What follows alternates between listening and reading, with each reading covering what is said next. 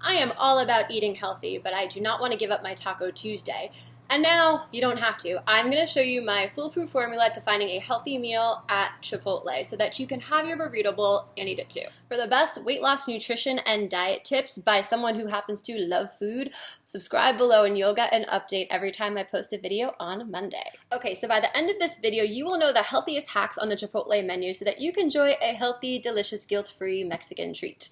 My name is Michelle, aka Nutrishmish, and myself and my brilliant team of nutritionistas have helped thousands of people keep off tens of thousands of pounds with real tips just like this one. So break out that keychain sriracha, let's get started. So my number one thing when it comes to food is quality, which is really hard to find good quality food when it comes to most chain restaurants. And that's where we got to give Chipotle some props. They really went out of their way to buy responsibly raised food products when they could. They try to have a minimal impact on the environment.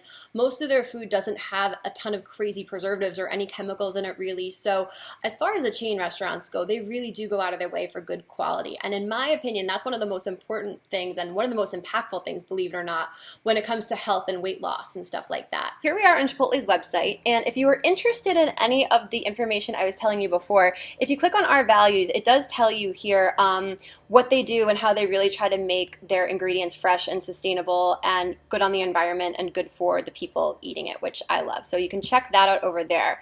But what I wanted to draw your attention to even more so is their cool nutrition calculator. So with this, you can add or take away different parts, different ingredients, and you can see how it affects the nutritional value of that meal. So the first thing I want to draw your attention to right over here is you can filter by food preferences. So if you have to eat gluten-free, or you're sensitive to sulfites, or you're vegan, vegetarian, or have some sort of dietary restriction, you can filter by that and it'll show you what you can eat, which is awesome because, you know, nowadays so many people have different food sensitivities. These are their different menu categories. So what happens is when you click on one of these, it gives you all the different options, and then when you click on one, it shows you how it affects the nutritional composition of the meal. How cool is that? I am so nerdy. I find this awesome and very cool. So just bear with me if you don't find it as cool as I do. All right, so let's create this burrito, and let's say we're gonna make it with chicken. So we're gonna make it with chicken. And let's say we want to do brown rice and black beans, because that all sounds awesome. And in my burrito, I like salsa, I like guac, and I like cheese. And that's what I like. Okay, so let's say I'm happy with that. So let's take a look at the nutrition facts here. So this burrito has 1,200 calories, which, you know, for some people that's fine for a meal. For me, that's way too much. For a lot of people trying to lose weight, women at least, that's a little bit too much. If we look over here, it's got, you know, a decent amount of healthy fat to it. We could see that. It's got some protein, some carbs.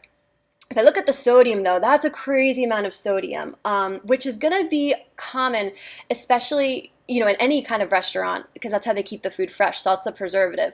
And what I love about Chipotle is they don't use any artificial preservatives, but that's one of the reasons why the sodium might be a little bit high here. But that's true as to any meal that you get out. It's always going to be very high in sodium. But what's interesting is I did a little homework here. I found one of the highest things contributing salt is actually the salsa. Even though it's only 25 calories, watch what happens when we take it out. It eliminates about 500 milligrams of sodium here.